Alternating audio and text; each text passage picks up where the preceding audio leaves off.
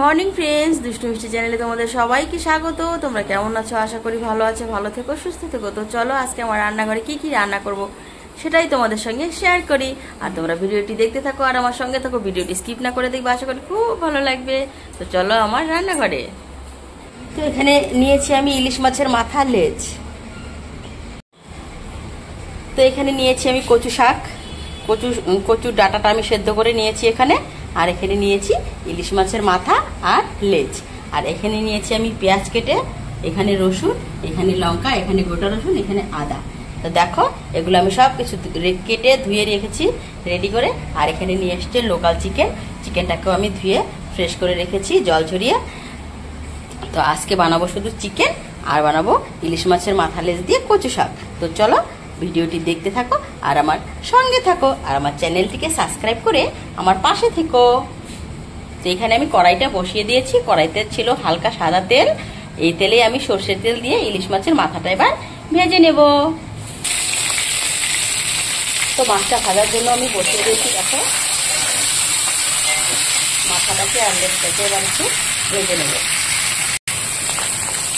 তো মাছটা ভাজা হয়ে গেছে, এর মধ্যে আমি দিয়ে দেবো বয়েল করে রাখা কচু শাকটা। তো কচু শাকটা আমি আগে থেকে ভাপিয়ে নিয়েছি, এবার এখানে দিয়ে দেবো।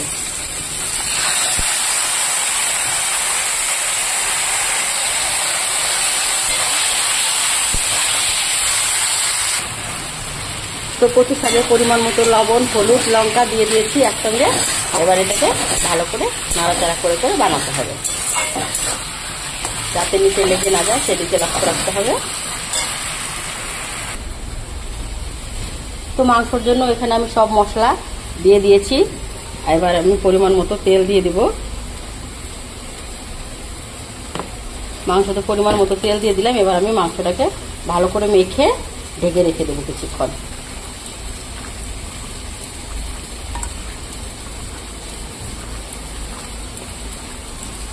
একটু বেশ ভালো করে মাখতে হবে।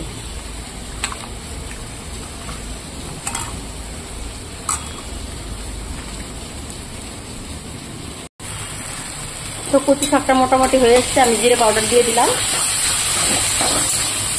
আর একটু নাড়াচাড়া করে তারপরে নামিয়ে নেবো। তাহলে রেডি হয়ে যাবে আমার ইলিশ মাছের মাথা দিয়ে কচু শাক।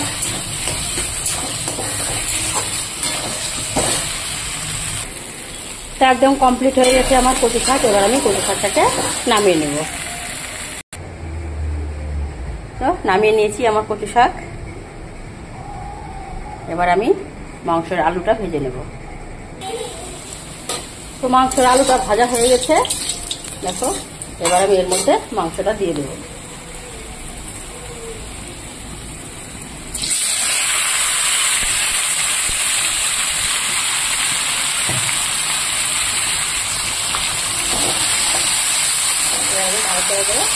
ভালো করে নাড়াচাড়া করে দেবো, নাড়াচাড়া করে ঢেকে দেবো।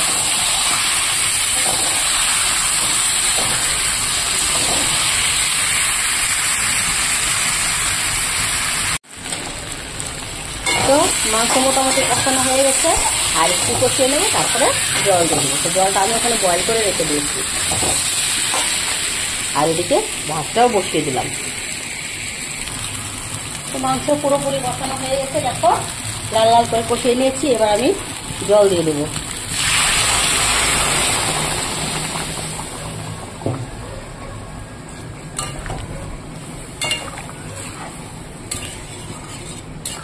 জলটা দিয়ে দিলাম, এবার ঢেকে দেবো, আস্তে আস্তে হতে থাকবে।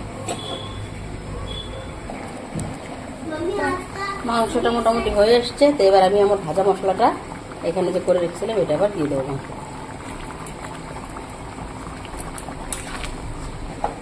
লোকাল চিকেন একটু পাতলা করে ঝোল করব, বেশি শুকিয়ে ফেললে ভালো লাগবে না খেতে।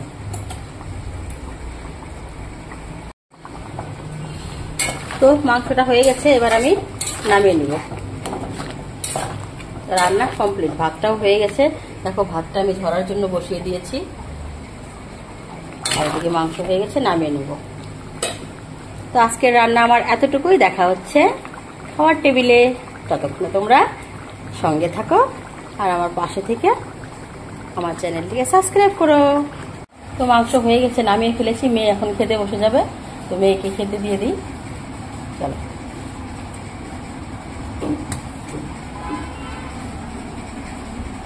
দুটো চিংড়ি মাছ ছিল, ওই দুটোকেও ভেজে দিয়েছি।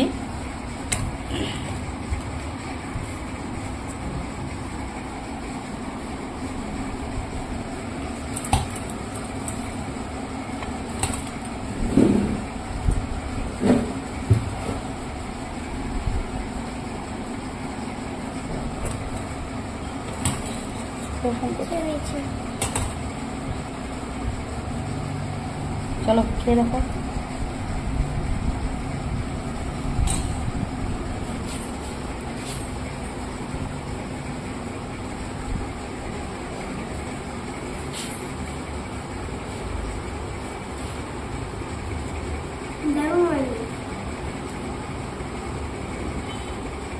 তুই তো গরমের জন্য খেতেই পারলি না।